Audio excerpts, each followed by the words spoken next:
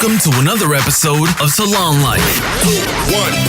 With What Salon? Everything you need to run, manage, and grow your salon business. This is Salon Life.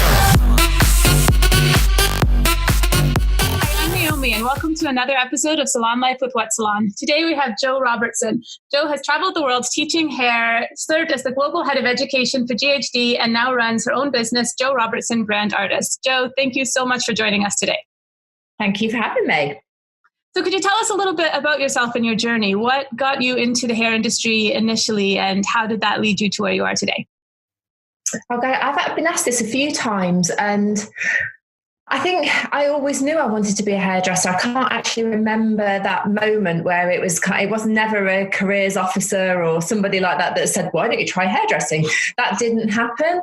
It was, I talked about this before, and I remember going to the salon with my grandma and playing with the rollers. And if I ever smell setting lotion, it kind of takes me back to that moment in time. And it was just the whole, I wanted to be part of the team. I wanted to have that life where it just seemed like such a brilliant thing to do. And playing with people's hair all day was just, could you not get a better job? No. So that was really my first sort of like recollection of it. But I started way back when I was 16, and it was on a YTS scheme, which is, if you're too young for this, a YTS scheme is basically what an apprenticeship was, but it's called a youth training scheme. And I worked in a small salon in a small town. I didn't go to anywhere really massive, and I didn't have that kind of upbringing. But what I did have was a really good set of skills. So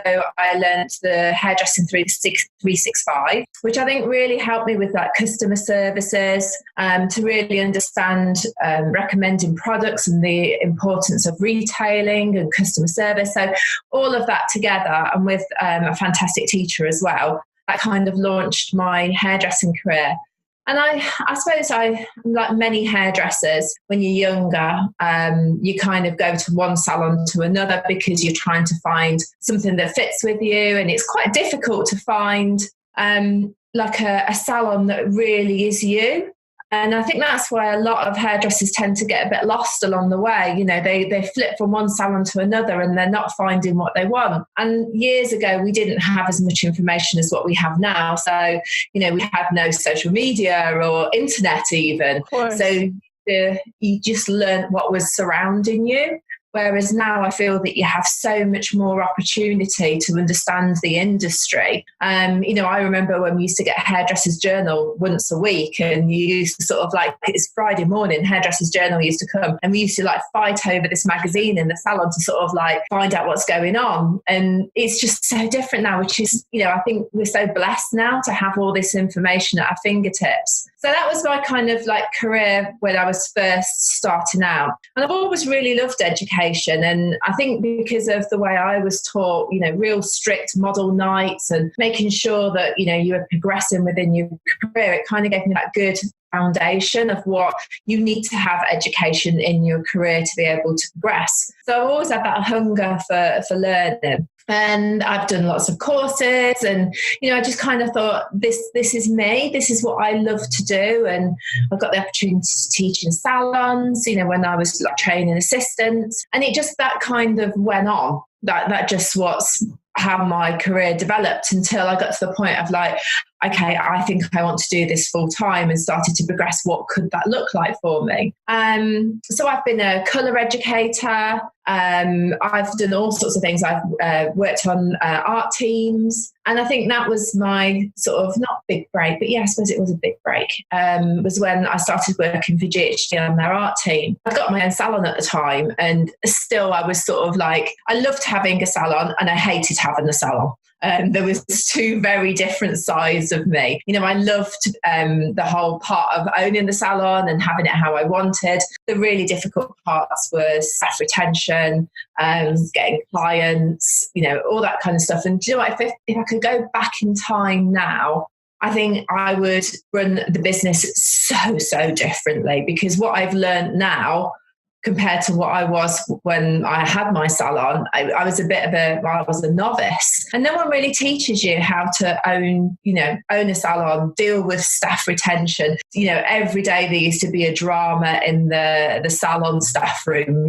Someone's boyfriend had broken up with somebody, all sorts of things. We used to sort of deal with it on a daily basis, and it wasn't what I was expecting. And that was the hard bit. I own my own salon, went to GHD art team, and I started doing a lot more work for them. So TV work, teaching, I did all sorts of things with them. And then I took a full-time role as lead educator. And then it just kind of progressed from there. Then I was education manager, head of education for UK, and then global head of education for GHD, which is probably at the time was my dream job, and I worked really hard to get to that position. I took lots of other courses in leadership and management, and I really put my all into being as the best as I could be, as we do in our profession. But things changed for me. The job is still the job, and the job is an amazing job. But me personally, I felt that I was just looking for something different at this point in my life. I'm 47 now, and I didn't want to be commuting into London every day. For me, it was like a 3.5 hour round trip commute. It's a lot. It's a lot. It is a lot. And then, and again, I'm not saying anything about the job. Job's amazing. It was just me personally. I wanted to spend more time at home. I traveled a lot internationally. You have jet lag a lot, and it plays on your body, your mind, physically, mentally, everything. So I decided that, I took a really good look at myself of just like, right, what do you want to do? What makes you happy? And that's really where the brand artist kind of came from, because, at the end of the day, we've got one life and we need to be happy. And I needed to design the life that I needed.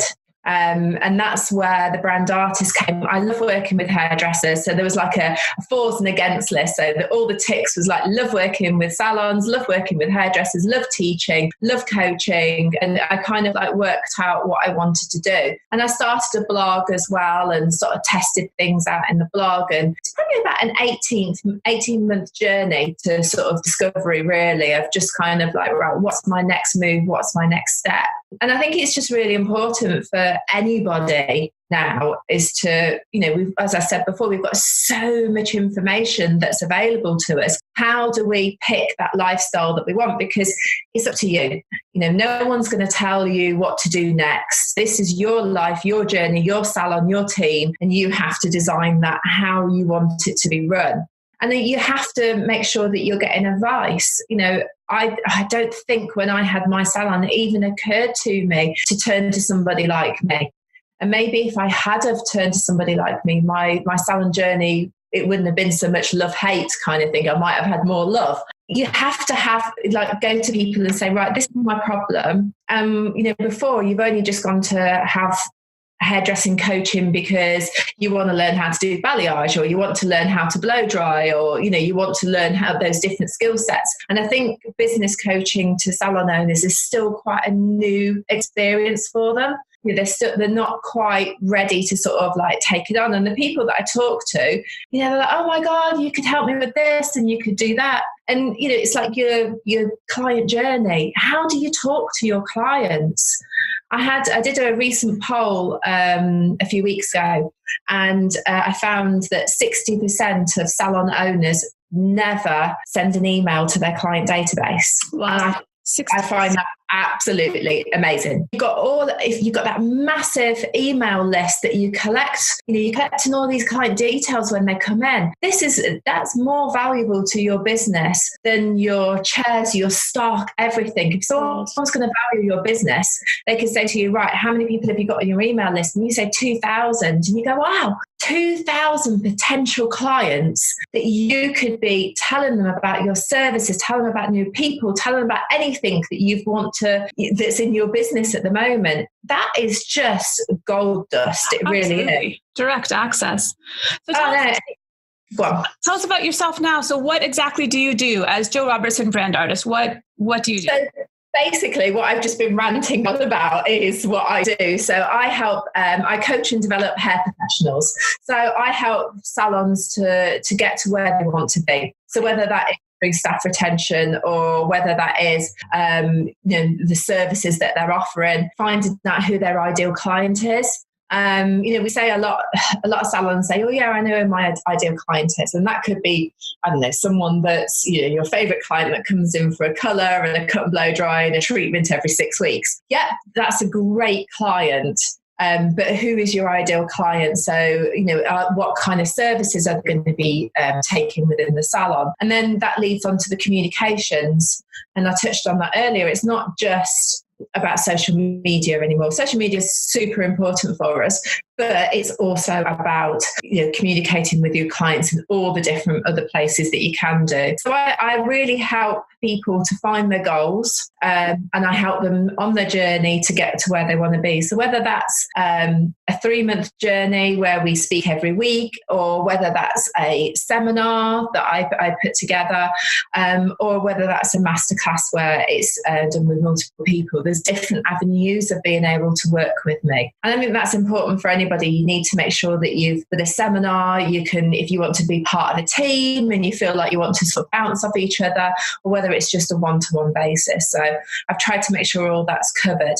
My ideal client is a salon that's maybe struggling with knowing what to do next. Maybe they've missed the boat with social media, or they don't know how to talk to their clients, or this is another favourite of mine, that they're obsessed with finding new clients. And what I want to say to them is, well, what about the ones you've got? How are you maintaining the ones that you've got? Rather than meeting new people, why don't you find out how you can retain and maintain your clients? I think that is key. I just want to circle back to something you said about staff retention, because it was quite interesting to me how you said when you were young and just starting in your own hair career, you found it difficult to find a fit. And then when you had a salon, it was difficult with staff retention. So I would just love you to just give some insights for salon owners, like what could you do to create a culture to attract and retain staff, and where is some place that would be conducive to somebody wanting to grow their career in the hair industry? It's a really good question. It's something I've been working on quite recently as well, trying to understand that. We've got a new generation of stylists that are coming through now. A new generation needs new rules. And I think if you look back to when you were maybe 16, 17, 18, and your parents used to say to you, I don't believe why you're doing this. You don't have to do it this way. I don't understand you. All those kind of things that your parents used to say to you. We're kind of trying to fit this new generation into our old working methods, and a lot of younger people now don't want to fit into that, and they're really vocal about telling you whether that's they don't want to work Monday, Tuesdays, they only want to do Wednesday, Thursday, Friday, or they're younger people, and I sound like really old when I keep saying younger people, but the generation that's coming through are looking for something different. And it could be that, why can't you do different hours? Why can't you? Maybe for you, it's got to work well for you as a salon owner. But let's say somebody hates getting up in the mornings. Why can't you start your business from 12 till 8 instead of 9 till 5? Or offer flexi time, so you have half of your staff working early and half of your staff working late. Yes. And then that's kind of more appealing to people. There's so many different ways. But the thing is, you have to ask them. This is the key to all of this, is actually no one's got a magic wand. No one's going to tell you how to run your business. You have to go and find that out yourself. And doing questionnaires is probably when my clients are like, every time I say we need to do a questionnaire on this, because I don't know. I'm not sitting in your salon every day, and you believe that this is what you're attracting, but are you really? If you've got a staff member that's really unhappy, why are they unhappy? Or you've got in this kind of like your staff retention, you keep losing people. Why? Are you asking them when they leave the business? Do you have an exit interview with them and tell you why? Why are you not happy here? What made you move on? And it's fine. People, sometimes it's not the right fit. But you can learn by people. What do they want? What do they want out of the business? What do they want out of you? What would make them happy? What motivates them? There's so many different things, and you need to be asking the people that are in your salon. If you've got a great stylist and maybe she's been there years, why? What is it about that makes her stay? And it's not a one size fits all. And she might be motivated by money, or the guy that you're looking at is just like, I'm not bothered about money. He just wants to go and teach. Then find out what it is and help them to sort of get to their goals. Each one of your team member needs to have goals, and you need to be revisiting those goals on a regular basis. Otherwise, they'll just go somewhere else. Their head will be turned and it'll be like, oh, you'll get, a course if you come and work for me. And it's as simple as that. You've lost a team member. So it's that sort of consistently asking your team what makes them happy, what motivates them, and just constantly keep trying to make sure that you're reaching the goals with them. That's my best bit of advice. When I went into a salon, you just kind of like, the salon down the road was offering you £10 a week more, so you went. That was like the kind of be all and end of it when I was younger. But now it's so different. Now it's, people are a lot more savvy with what's happening. It may be courses. It might be, if they hit their targets, it might be that they get an extra day's holiday. What would make that person happy? It's really interesting to me because there seems to be a common thread with communication and understanding. Like you touched on it before with the emails out to the clients, and then even to your own salons that only 60% use the email. And then here with staff retention, it's really just communicating, asking, and then listening, and then sort of taking what people want and then creating the culture. Absolutely. To help them grow. Knowing your brand identity, and even things like, and it sounds really corporate of me, but to have a brand book. So if you've got a salon, everybody needs to know what their job role is. I use this story all the time about Apple.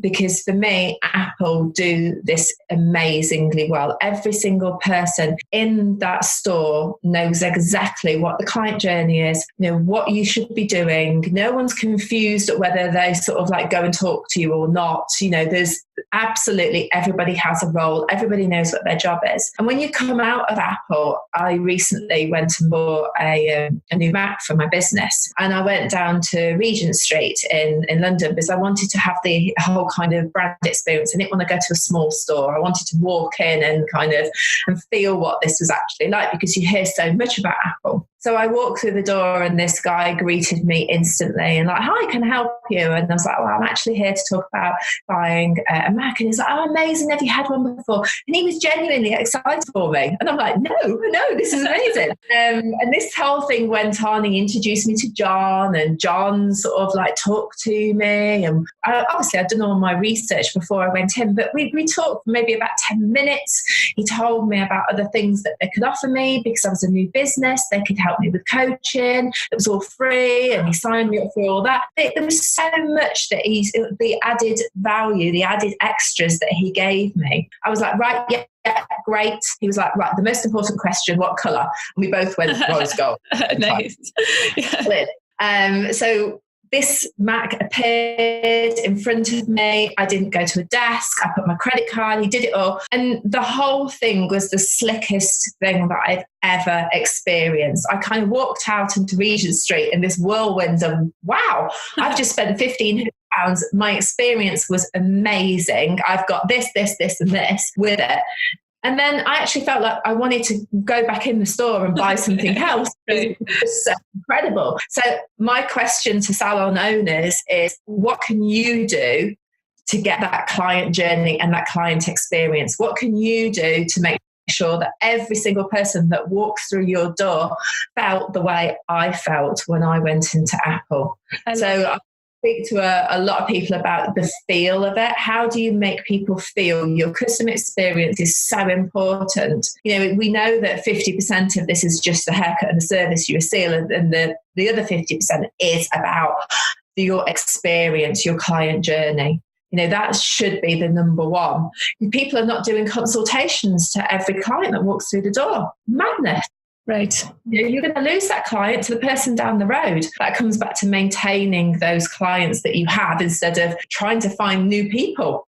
100%. So when you talk about experience, I love this. I think that I think it's a massive part about why somebody stays loyal to a salon is the experience and even the relationship and trust with the stylist. But do you have a tip on how to, some of the practical things that a salon owner could do to sort of create that experience and make people want to come back? Absolutely. So, it starts from the moment that door opens. Like the whole kind of greeting. I don't know how many salons that I've been into as an educator or just with my role at GHD. You walk in and someone just turns around, smiles and looks at you. What? Really? So, it's making sure that client journey from the moment you get in there. But the added extras for me is something that would make me feel amazing. Whether that is if you've got, you're waiting, someone gives you a hand massage, an extended massage at the back wash. I've forgotten what the statistic is now, but the back wash area is the most important area in anyone's client journey. That's that moment where someone's giving you a massage of the scalp and you just feel amazing. And it's not someone shouting over the top of you. It's not that, sort of like, oh, quick, I need to get this done. I'm paying for your service. Yeah. So every single thing that happens within my client journey should be the best that it is. And I said earlier about, not having a consultation. I've been a busy salon. I've been a salon owner where you're running behind. I know what that's like. I get it. But if you want to maintain your clientele, you need to treat that client that she is your new client every single time she comes in. You make sure that it's not just like, how was it last time? Okay, yeah, great. Let's get you to the back wash. Right. I mean, how many times do we hear that in a salon? And I've done it. I've been there. I've done that. And, I'm telling you, that's not the right way to do it. If you do it well and make sure that you found out, if they've been on holiday or the colour's faded or why is their colour faded? What are they using? There's so many different reasons why you should be doing a full consultation. It should be built into your whole client journey. It just shouldn't be like, oh, she's a regular, let's put her in the back wash. Yes. It should be that whole kind of experiential. So every single client that walks through the door, it's about their experience and just them only. That's my best advice for people. I think that's fantastic. And so, Jo, we're excited that you're speaking at Salon Summit. Could you just give us a little teaser of what guests could expect when they come to the summit in June? Probably quite honesty from me. I am not going to sit there and say, you're all doing an amazing job and it is all great and the industry is fantastic. It's not. The moment the industry is struggling and, there are some salons out there that are doing it really well, really, really well. And I totally applaud them. But there are salons out there that are struggling. So I will make sure that I will be talking to you on a one-to-one basis, and I will make sure that I'm not going to be pulling oh, it's going to be all right. We need to make a change. If you want your business to survive now, you need to make sure that you're keeping up to date with what's happening. The retailing is someone told me you should never say retail to a salon owner. Why? It's an amazing source of income for the salon. Yes. We should be making sure that we're recommending product to our client. Yes. If we don't, they're going to go and buy some Tresemme or something like that. And, then whose problem is it that the colour's fading? Right. Is that Tresemme yours? So you're going to get some hard hitting. I'm not going to pull any punches on this, but I am going to be talking about growing your business and making sure that you're aware about how to treat your team members and your clients that walk through your door. I think that's a great point about the retail, because everybody's hesitant to sell. Nobody wants to be selling products or come across in a salesy way. But like you just said, you're actually doing a disservice if you don't, because then your client isn't happy with their hair color. We're just recommending which product they want to know anyway, if they don't even know to ask, but they want the results. Are you never going to shampoo your hair at home? Right. Yeah. So what are they using? And, we've spent far too long not talking about things like retail because they say, oh, hairdressers don't like to sell. But instead of saying, you've got to sell this, you can use words like recommendation. But it is your job. And if you install that in the salon and you expect clients to be buying products that are right for them, if they want to maintain their hair at home, this is what they need. And you look at years ago, people used to come in for a tint regrowth and maybe a few foils and that was it. Colours are so much more complicated now. And, clients are coming in asking for techniques. We never used to ask for techniques for years ago. They will ask for a balayage. Right. Whereas before it was like, oh, I want some some blonde in my hair, where now people are expecting bigger jobs, and you need to be looking after your hair when you've had these bigger jobs. You don't just walk out the door and expect this colour to stay fresh. Right. There is, taking home little bottles of colour, refreshing. It's making sure you have the right treatments. You have to make sure that you are doing a service to your client. That's very good. And Jo, could you tell me, where can people reach you? If there's a salon that wants to get in touch and use you to help to grow their business, how can they contact you? Sure. I've got a website, which is www.jorobertson.co.uk. So that's really nice and easy to remember, .co.uk. And my email as well. Everything's on LinkedIn. If you go on Linktree on my Instagram, all my details are on there as well. Basically, any form of social media, you can find me. I'm there. Excellent. Jo, thank you so much for joining us. You've been such gold. And I think that everybody will agree that nobody will want to miss you at the summit, because you can see you're a clear wealth of information. And so we hope that you join us on June 3rd. It will be in Birmingham at the Hyatt Regency. And you can get tickets at salonsummit.co.uk. And we look forward to speaking with you again next time. Thanks. This was another episode of Salon Life with What Salon. Visit our site at whatsalon.com for more episodes.